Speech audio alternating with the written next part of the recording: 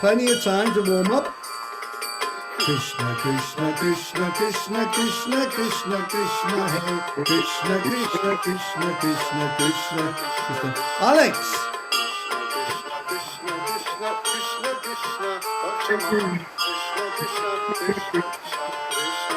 Namrata.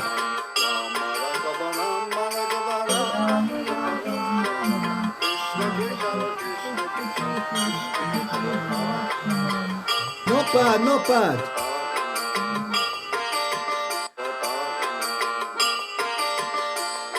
Now hang on. Let me help you again.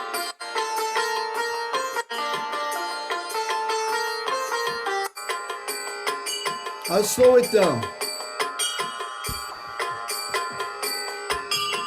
It's slow now. Okay. Jai Prakash, you're next. Wait for it. Krishna, Krishna. Go on.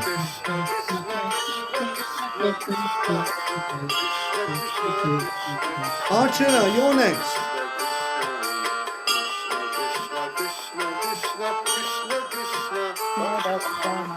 Krishna, Krishna, Krishna, Hang on, Archana. Krishna, Krishna, Pahima. Hey, Archana, you weren't even switched on. Hang on. Krishna, Krishna, Wait. Krishna, Krishna. Wait. Krishna, Krishna, Krishna, Krishna, Krishna, Rakshama. Krishna, Krishna, Krishna, Krishna, Krishna, Krishna, Pahima. Krishna, Krishna, Krishna, Paramam. Krishna, Krishna, Krishna, Krishna, Krishna, Krishna, Pahima. Very good. Okay, now Namrata, you've got the Rama Raghava, okay? You're going to do the Rama Raghava blues. Are you ready for the Rama Raghava blues? Yes. Yes. Okay, here we go.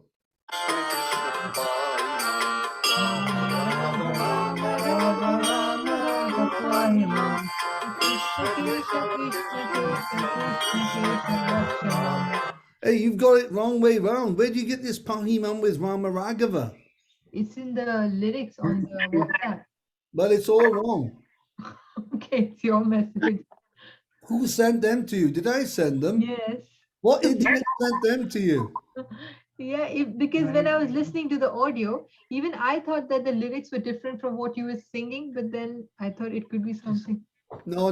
You thought because you're trying to comprehend the stupidity of the person who sent it to you. Okay, so it's Rama Raghava, Rama Raghava, Rama Raghava, Rakshamam. Rakshamam. Change that, okay? Okay. And Krishna Keshav, Krishna Keshava, Krishna Keshava. Pahimam. That's the one. That's the correct. Now Bhaja Kumar, he's expert with this song. Bhaja Kumar is expert with this song. He can have a go now on his own. And our Channel of India Prabhu is here, and he can have a go joining in, okay? Yeah, I've slowed it down. Wait for it. Wait for it. Wait for it.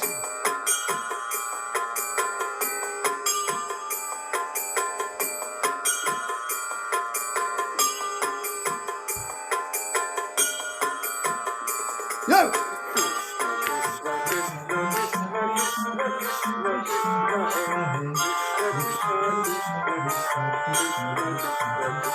Hey. Rakshamam. Pahimam. Rama Raghava.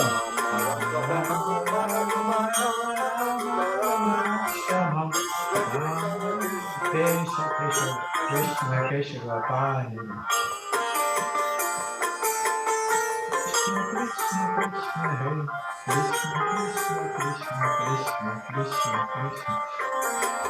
Excellent, excellent. Well done, everyone. Give yourselves a big clap. Well done. Especially the cows of Switzerland did really well. I send your best wishes. Okay, so that's a little thing about the raga for the evening, Yaman Kalyan. Nice evening raga. and lively, very lively. Okay, Jai, you can start off. We're starting off ill-motivated Dhritarashtra, and it's paragraph 4, gradually.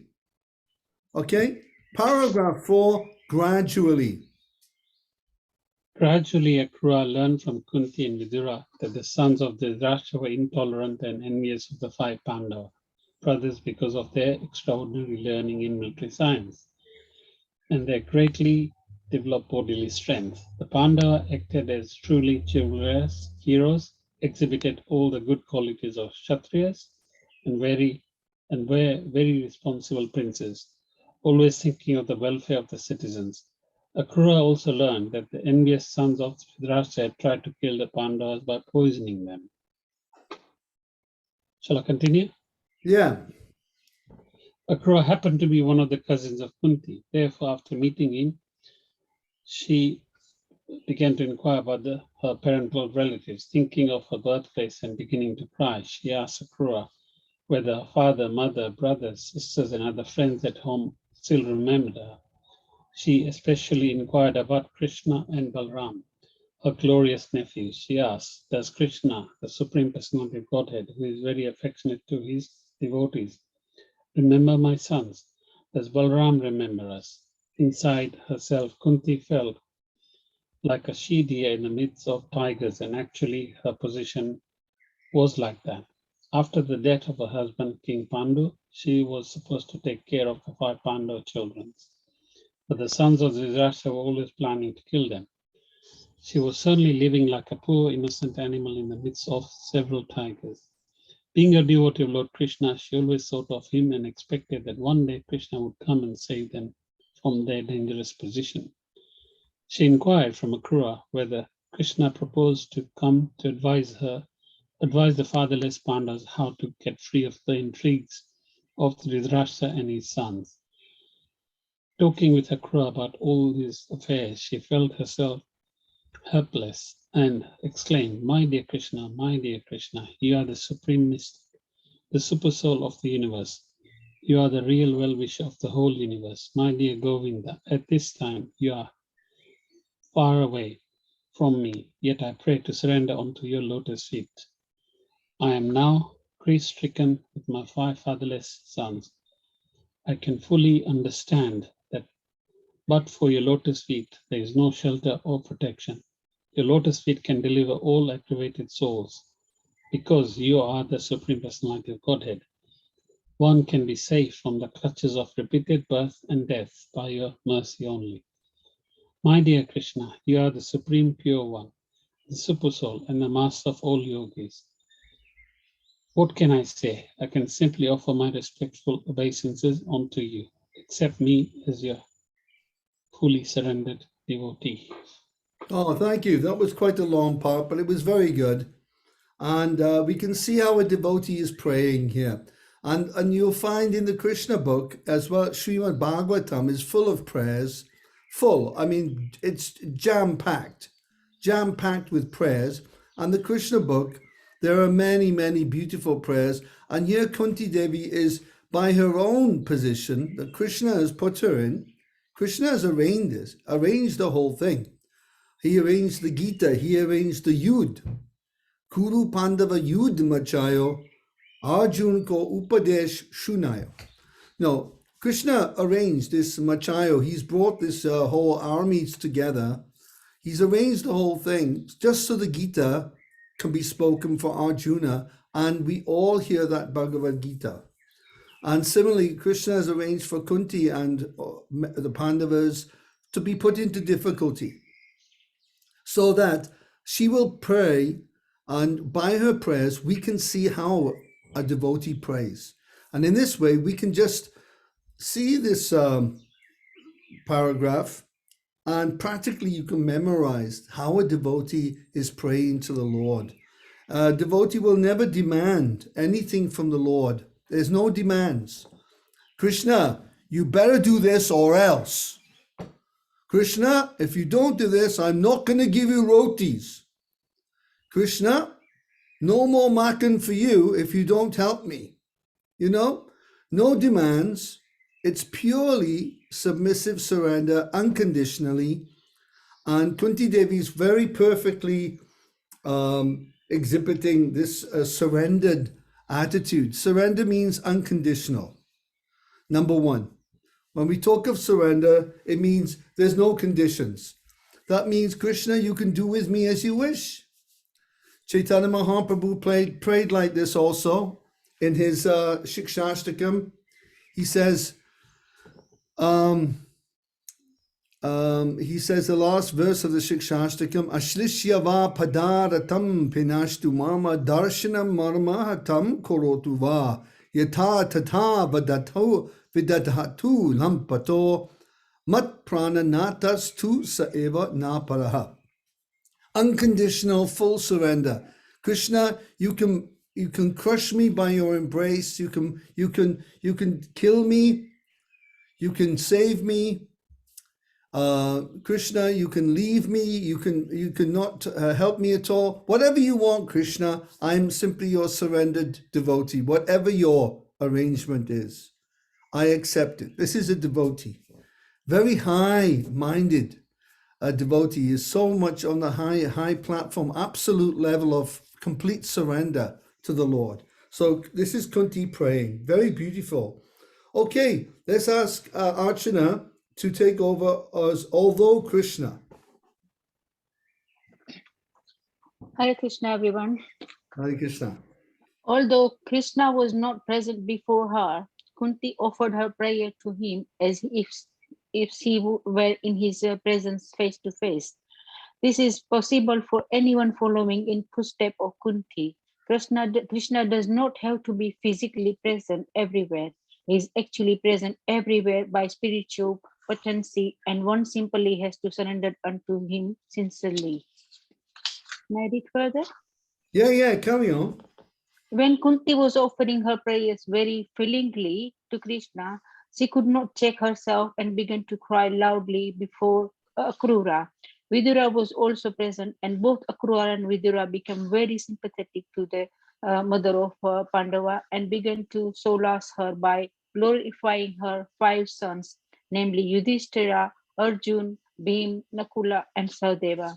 They pacified her, saying that her sons were extraordinarily powerful. She should not be perturbed about them, since they were born of great demigods like Yamraja, Indra, and Vayu.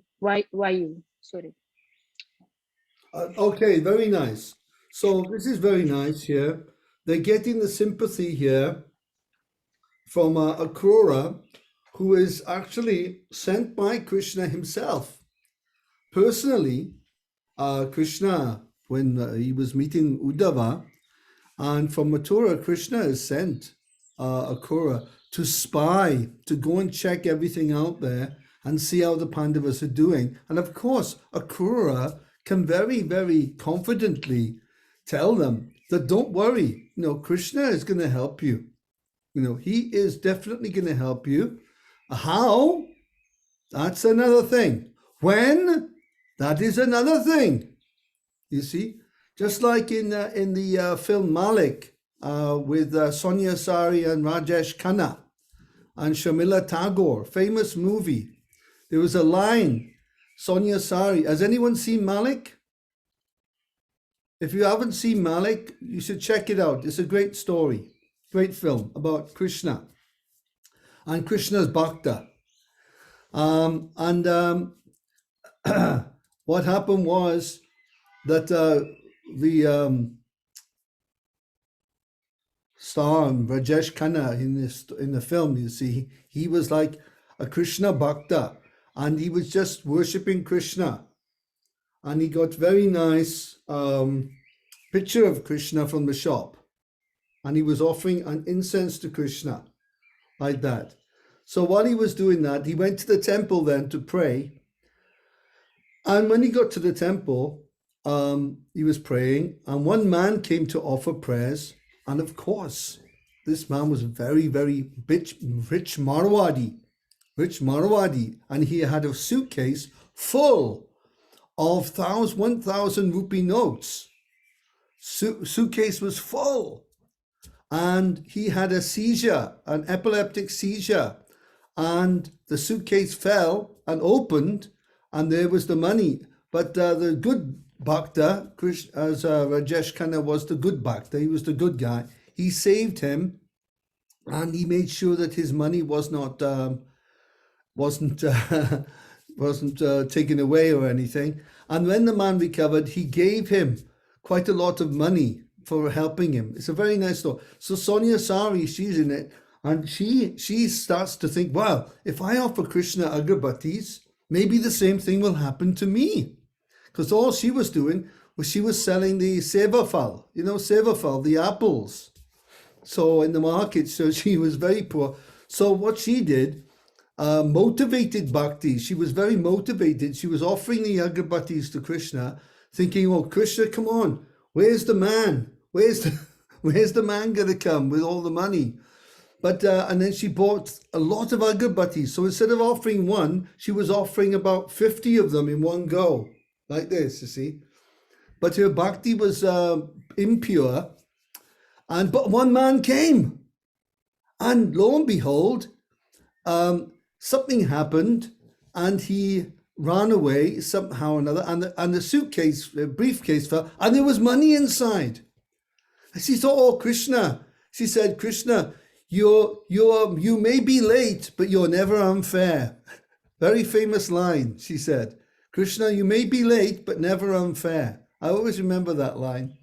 But of course, later on, they found out that the notes in that particular briefcase were counterfeit notes. They weren't real rupees. They were counterfeit. And because her bhakti was counterfeit, it wasn't the real bhakti. It was motivated. Similarly, she got the motivated counterfeit rupees. It's a very clever, if you get a chance to see Malik, it's very worthwhile sitting and enjoying that. It's a great story, okay? I thought I'd just share that with you. I'm telling you this because we used to sell it at the temple. Back in the 1980s, we had 3 or 4 we used to sell, and one of them was Malik. Okay, so let's go to Alex now. Akura decided. Go on, Alex. Akura decided to return home and report on the strange circumstances in which he found Kunti and her 5 sons. He first wanted to give good advice to Dhritarashtra, who was so favorably inclined towards his own sons and unfavorably inclined towards the Pandavas.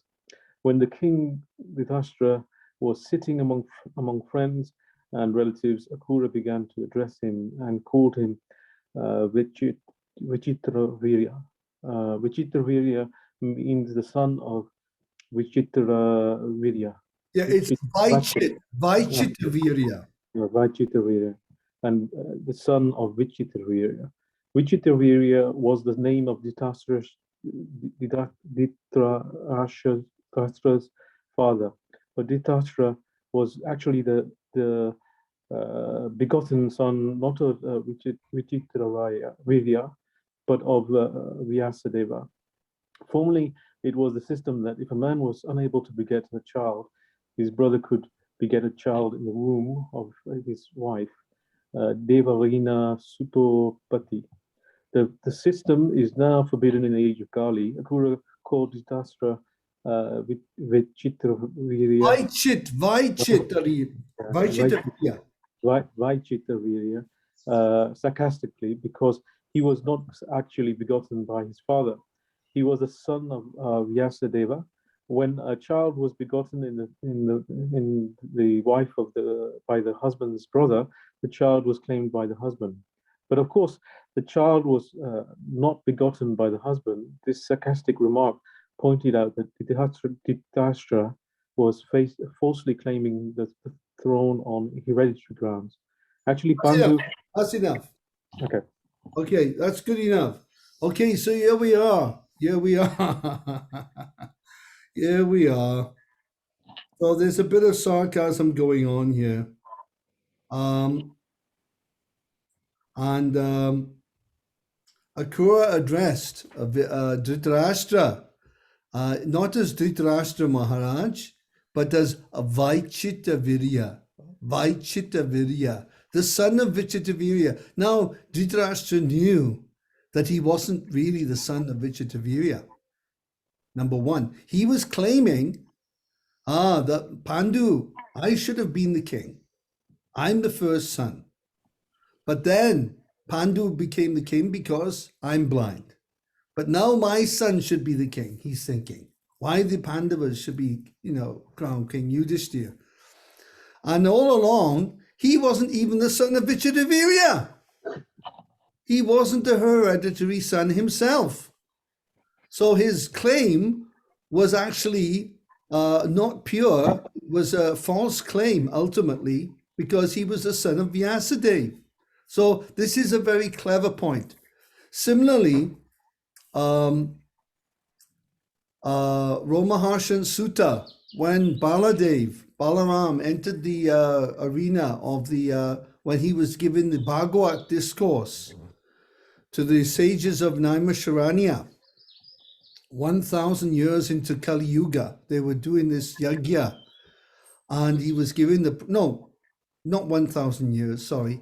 It was, they were preparing for a 1,000-year yagya at that time. And this Romaharshan Sutta was giving the pravachan, but he forgot to stand when Balaram entered the arena. Everyone else stood up or bowed down. He simply sat in the chair in the Vyasasan, not carried away with his position as the Sri Guru. So Balaram could understand this man is not qualified, and immediately he remembered his birth. Does anyone know anything about Romaharshan's birth? About his parents? Romaharshan Sutta? He wasn't a Brahmin. He wasn't born from a Brahmin parents. Now, he was claiming to be a Brahmin, but in those days, a Brahmin would be born into the Brahmin family because they were qualified by the Gotras in those days. In the Dwapara Yuga and the Treta Yuga, it was pure. There was purity. But he remembered that this person, Romaharshan, is a Pratilopa. Pratilopa means that his father is a Brahmin, but his mother was a Kshatriya. And therefore, he wasn't from a pure Brahmin stock. And he remembered this imperfection, and he took a blade of grass, kusha, and he touched it to the shoulder or to the chest of Romaharshan Sutta, and immediately he died. So Balaram decided to kill him with a piece of grass. Only God can kill you with a piece of grass, by the way. So that's a story there in the Srimad Bhagavatam. Then his son, Sutta Goswami, he took the seat, and he was established as the speaker of the Bhagavatam. And therefore, we have got Sutta Goswami speaking it for the second time to Shonaka Rishi. That's why we have Sutta. But in the beginning, it was Romaharshan Sutta. So this is an example of remembering the disqualification of the birth in those days. So he's remembering and reminding Dhritarashtra that he is Vaichitavirya. Oh, I'm not really Vaichitavirya. I'm actually Vyasadeva. I'm Vyasaki. I'm not Vaichitavirya. I'm Vyasaki. I'm begotten by Vyasadeva. Therefore, even my claim to the kingdom isn't pure, isn't 100% correct. So it's a very interesting part. Okay, Jigna, go ahead. Next part. Akrura, is it Akrura said, my dear son? Yeah. Yep, Akrura said, my dear son of Vichitravirya, you have unlawfully usurped the throne of the Pandavas. Anyway, somehow or other, you are now on the throne. Therefore, I beg to advise you to please rule the kingdom on moral and ethical principles. If you do so and try to please your subjects in that way, your name and fame will be perpetual. Akrura hinted that although Dhritarashtra was ill-treating his nephews, the Pandavas, they happened to be his subjects. Even if you treat them not as the owners of the throne, but as your subjects, you should impartially think of their welfare as though they were your own sons. But if you do not follow this principle and act in just the opposite way, you will be unpopular among your subjects, and in the next life, you will have to live in a hellish condition. I therefore hope you will treat your sons and the sons of Pandu equally. Akrura hinted that if Dhritarashtra did not treat the Pandavas and his sons as equals, surely there would be a fight between the two camps of cousins. Since the Pandavas' cause was just, they would come out victorious and the sons of Dhritarashtra would be killed. This was a prophecy told by Akrura to Dhritarashtra. Okay, so there we are. Akrura now he's attempting to knock a bit of sense into Dhritarashtra, as did Vidura. He also tried to knock some sense into him. Krishna also, and many others. But he was spiritually very blind and completely attached to his son, because he wanted to be the king so much that he thought, well, at least my son should be the king. You see, yeah, I can't be the king. So there was some fault in him. Yet still, all these souls, they were present with the Supreme Personality of Godhead on the planet, and therefore they are exalted souls at the same time. So, yeah, it's very nice. Go ahead, Vajraprabhu, next one. Oh, okay. One should not. One should not. One should not. Sorry, it's because I've got something else going on. Oh, okay. Trying to get a gas bottle together, and it's a right complication. My head's a bit something. All right, Namrata, go ahead. Go ahead. Sorry about that. Follow it up.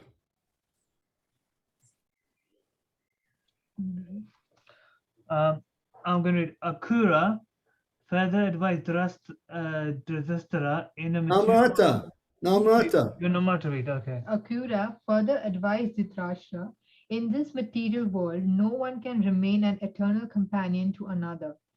Only by chance do we assemble together in a family, society, community, or nation. But at the end, because every one of us has to give up the body, we must be separated. One should not therefore be unnecessarily affectionate towards family members. Dhritarashtra's affection was also unlawful and did not show much intelligence. In plain words, Akrura hinted to Dhritarashtra that his staunch family affection was due to his gross ignorance of fact or his blindness to moral principles. Although we appear combined together in a family, society, or nation, each of us has an individual destiny. Everyone takes birth according to individual past work. Therefore, everyone must individually enjoy or suffer the results of his own karma. There is no possibility of improving one's destiny by cooperative living. Sometimes it happens that one's father accumulates wealth by illegal ways and the son takes away the money, although it was earned with great difficulty by the father. Just as a small fish in the ocean eats the material body of a large, old fish, one ultimately cannot accumulate wealth illegally for the gratification of his family, society, community, or nation. An illustration of this principle is that many great empires which developed in the past are no longer existing because their wealth was squandered away by later descendants. All right. Okay, Nikunja, carry on. Okay. One who does not know this subtle law of fruitive activities and who thus gives up the moral and ethical principles carries with him only the reactions of his sinful activities. His ill-gotten wealth and possessions are taken by someone else, and he goes to the darkest region of hellish life. One should not therefore accumulate more wealth than allotted to him by destiny, otherwise he will be factually blind to his own interest. Instead of fulfilling his self-interest, he will act in just the opposite way for his own downfall. Yeah, this is technically called greed. Greed. Now, the first mantra of the Ishopanishad deals with this problem.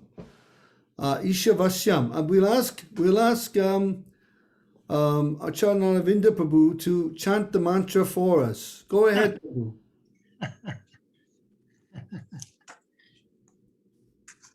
Yeah, hang on a sec. Ishavashyam. Isyavasyam idam savam yatkincha jagajam jagat tina taktina punjita magradha kasya svitanam. And this translation is that one should only accept that wealth which is allotted to him by his karma or as his quota, and one should not take the wealth of others, or in other words, one shouldn't be greedy. One shouldn't be a thief, number one. But another type of thief is the legal thief. There's an illegal thief. He's we know the chore, okay? Chore is illegal. A burglar, embezzler, fraudster, we got names for these people. Now internet fraud is going on. We know all about this. But there's another type of fraudster, which is someone who's greedy. And in other words, they can never get enough. They just keep on wanting to accumulate more for the sake of it. Now, when you accumulate more, what happens to the other people? Who can tell me?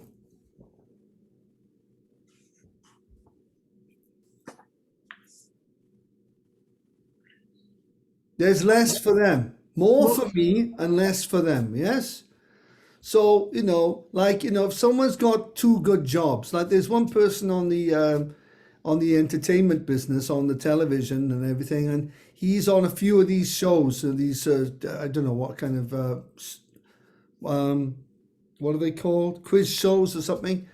And he's got a few, and he's taken another one. Now, somebody else could have that. Somebody else. So why should someone have 3, 4 when it could be allotted to somebody else? So some people, they're just very greedy, and and it's in us. Greed is a very big fault in ourselves, and we should be very conscious of our greedy nature. Okay, the best way to counteract greed. Well, who knows the best way to counteract greed? I'm not talking about stuffing yourself with pancakes and cream donuts. It's to give. Yes, it is to practice the art of giving. Now, we used to practice the art of giving as brahmacharis. Now, let me tell you about brahmachari life. Brahmachari life means eating. When you're a brahmachari or a brahmacharini, the only pleasure one gets is Eating. prasadam. Oh, yeah, sorry. Naravinda, would you agree? Yes. So I noticed this when I joined the temple, and we were practicing strict vows, celibacy, this, that, the other, getting up early, giving up things we like to do, doing things we don't like to do. Double misery, you could say sometimes. Giving up the things you like doing and doing things that you don't like to do. Okay? So this is brahmachari life. Believe me, it is real. It really is a real austerity. And believe me, the only two pleasures we had was Mahaprasade Govinde and kirtans. That was it. A nice kirtan, dancing and chanting, using that youthful energy, jumping sky high, hitting your head on the chandelier in the temple room. Some people going so high that you could see their head has gone through the roof, and their feet are like this in the ceiling. So climbing up walls, I used to climb up the wall a few times in kirtans, and prasadam. So as a brahmacharis, it was difficult to control the tongue when prasadam came. But the way we were trained is that every so often we had to serve the prasadam. And when you serve prasadam, you're not allowed to keep any back for yourself for later. Okay? For later. Alex, just imagine. Yeah. I'd be serving out prasadam, I'd be serving it out, and I'd be seeing the pot, I'd be seeing the pot going down. Yeah. Koftas, my favorite, koftas. And they'll all be going down, serving it out, and I'd be sweating. Oh my God, the koftas are gone. They've nearly all gone. There's only 10 left. There's only 5 left. All the koftas have gone. Oh, where's that nice aloo gobi sabji with a cream, with a cream in it, and mutton? Well, that's gone. But what happened was the mystical potency of serving prasadam is that by serving, by the time we'd served out the prasadam, something had happened to us. Who can tell me what may have? Oh, Charnavinda Prabhu, you would know. You've served prasadam so often. Well, it's blissful. Yeah, you felt so blissful, you felt satisfied. And by the time you'd served everything out, even there was only a few scraps of prasadam left, you would be completely swimming in bliss, eating just a little bit and be satisfied. That's the power of giving. So thank you for that. Thank you for noting that. So giving, serving, it actually counteracts greed, which is a really sinful contamination in the heart, greed. And another one that's very sinful is, is to be ungrateful. To be greedy and to be ungrateful. These two qualities are very sure to want to be very sinful, and we need to root those out of the heart. Okay, so that's nice. The question, please. Yes, Prabhu. Yeah. So how do we know when we have stepped over the boundary between what's allotted to us by karma and then greed? I didn't get that. Sorry. Some people came to visit Charnavinda there. So how do we know that we have gone beyond the boundary of what's allotted to us by karma and greed? So when do we know that it's greed? Well, when do we know? When do we know? Well, fortunately, it can be pointed out by another devotee. All right. Hey, Prabhu, how come you've got 50 pieces of kofta on your plate? How come you've got 90 gulab jamans there? Okay. Sometimes it's pointed out by somebody else very kindly. Then what happens is we become very defensive. What do you mean? I'm saving this for somebody else. It's for my brother, my mind. Okay, so that's one problem that comes up. But sometimes it can be pointed out to us. Sometimes there's something called conscience. Okay, the conscience. Now the conscience is a real person. Don't think conscience is your mind, a reflection of your own mind. The conscience is the Paramatma. So our conscience is a little voice inside us that's always there talking to us, and that is the Paramatma. And Paramatma will give us a little hint that we're being greedy, we're being selfish. And sometimes we're so selfish or so deceitful, self-deceptive, I say self-deceptive, that we know we are, but we don't want to accept it or see it. So we block it off psychologically. This happens a lot. It's called denial. I'm sure you've heard of denial in psychological terms. So self-denial, etc., etc. So in self-denial, so even if we're in self-denial, as the years pass, Krishna in the heart, he reveals gradually to us our fault, that we are being very selfish here, we're being very greedy, we're taking more But sometimes it's obvious we're taking more than what is required. Now, one of the things that will destroy our bhakti is atyahara. So I would like everyone to write this down in your notebook. A very, very important word in bhakti, to beware. Beware of this. This is the first thing that's going to destroy your bhakti. Atyahara. Now, atyahara, as we know, ahara means eating. Atyahara means to overeat. But also, atyahara can mean to overcollect money, overcollect property, overcollect items, overcollect, who needs 20 pairs of shoes, for God's sake? Who needs 20? Who needs 10? But some people have 50 pairs of shoes. Heaven help us. 50 pairs of shoes. And that's the men. Some of the women have 1,000 pairs of shoes. So when we are over collecting in this way, this is a sure way to destroy the bhakti. So Rupa Goswami is very kindly to help us make progress in devotional service. He has given this as the, I think, second or third mantra in his Upadeshamritam, or nectar of instruction. It's either number 2 or number 3. I can't quite remember. Forgive me. But he says, Atyahara prayashascha prajalpo niyam agraha jana sanga chaloiliam cha shadbir bhaktir vinashati. Shadbir bhaktir vinashati. This is in Rupa Goswami's Nectar of Instruction.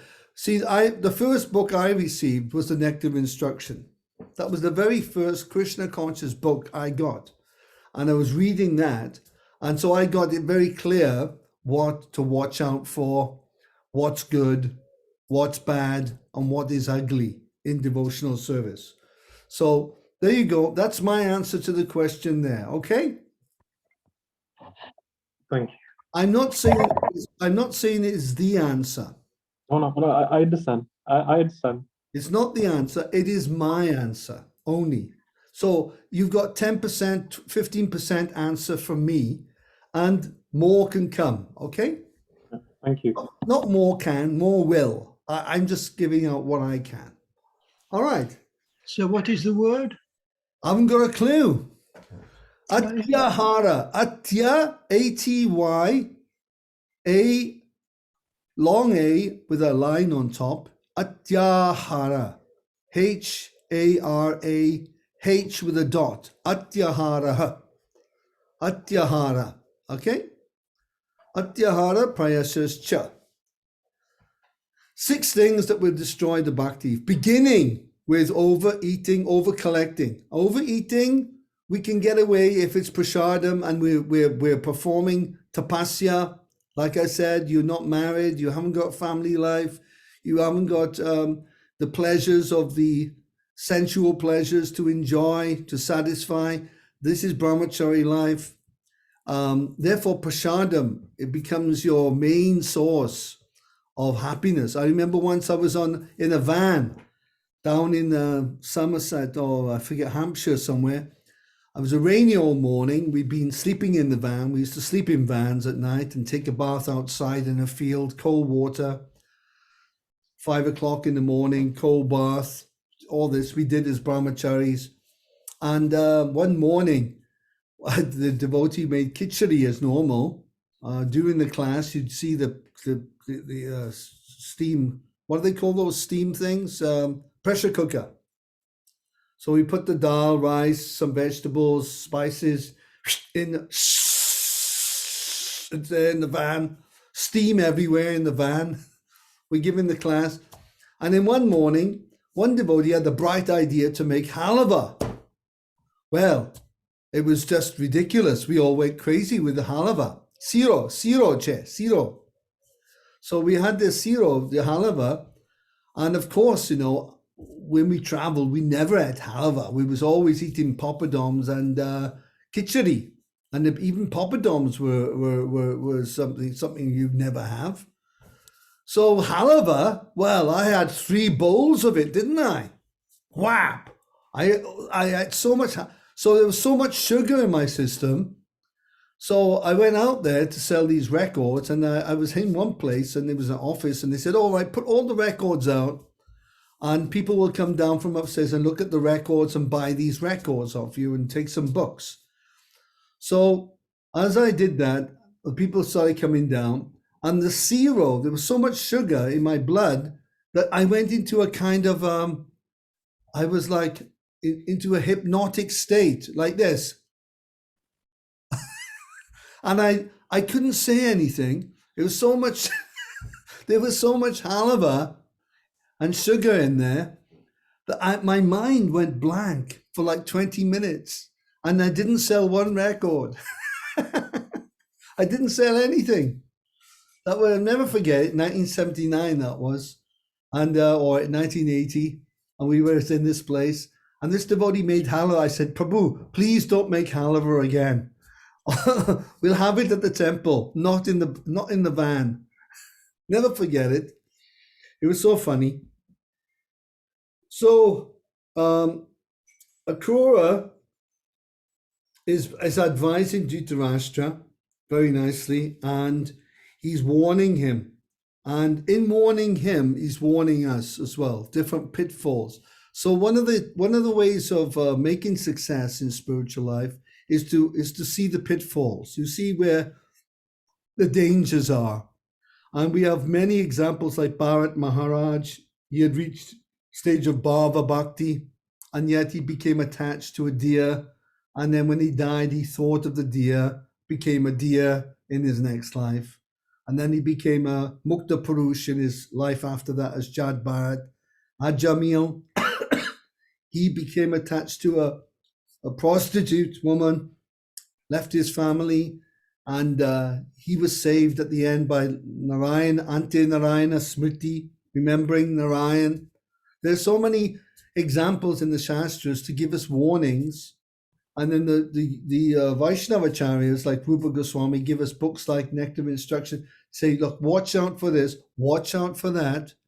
You know, these are the dangers, and the way to curbing this, curbing that, and then gradually, we develop a good character, in time.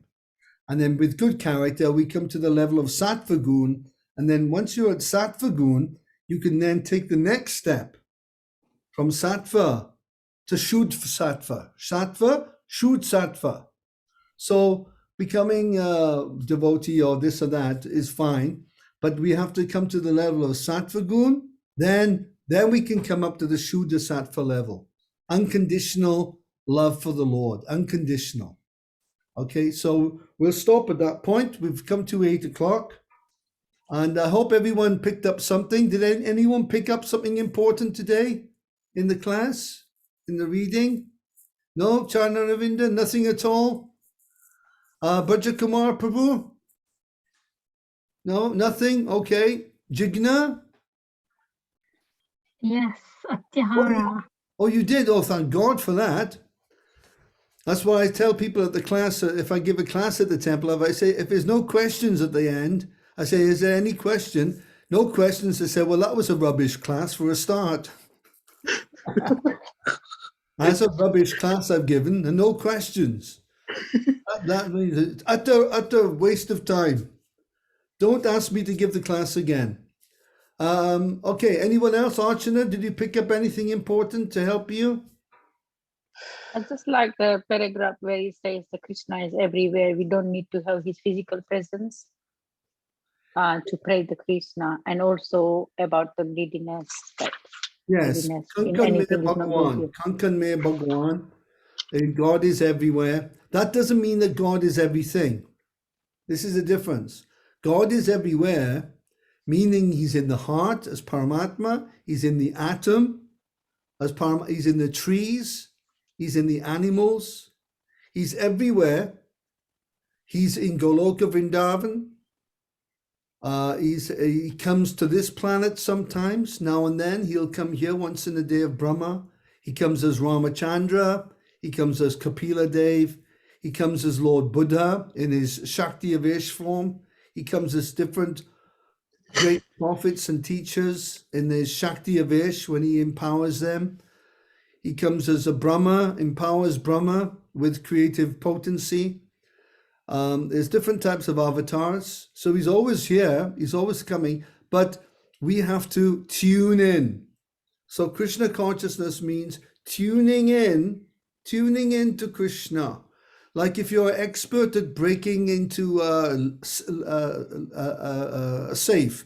Anyone good at breaking into safes here?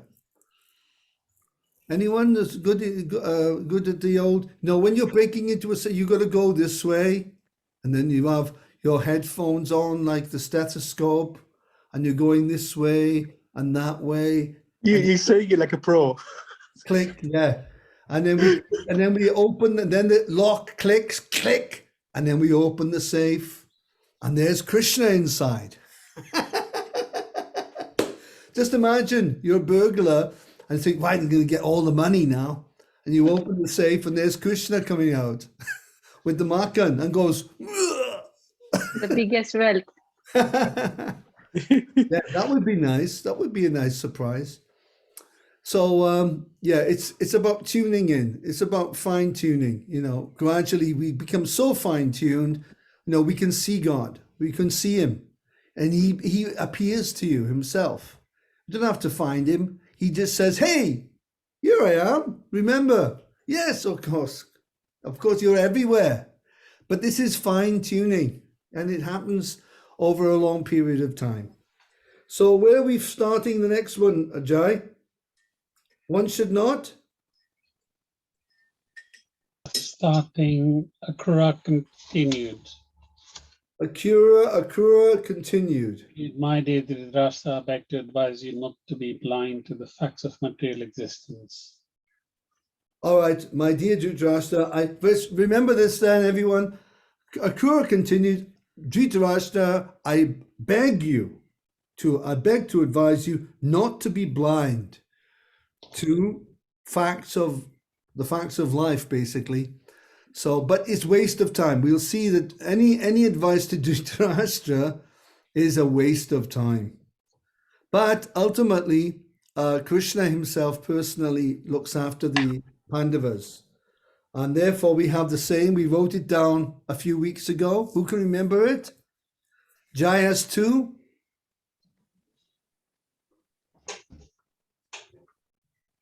Who remembers Jayas 2? Pandu Putranam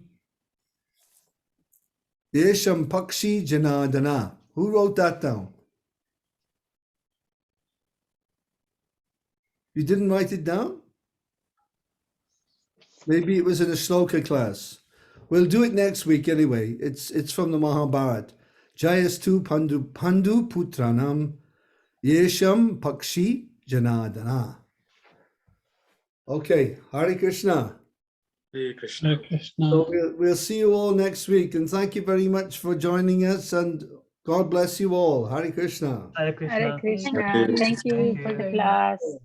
Hare Hare Krishna. Krishna. And remember to practice Krishna, Krishna, Krishna, Krishna, Krishna, Krishna, Krishna, Krishna, Hare Krishna, Krishna, Krishna, Krishna, Krishna, Krishna, Krishna, Hey, Hare Krishna, Haribol. Krishna, Haribol. Krishna, Hare Bo.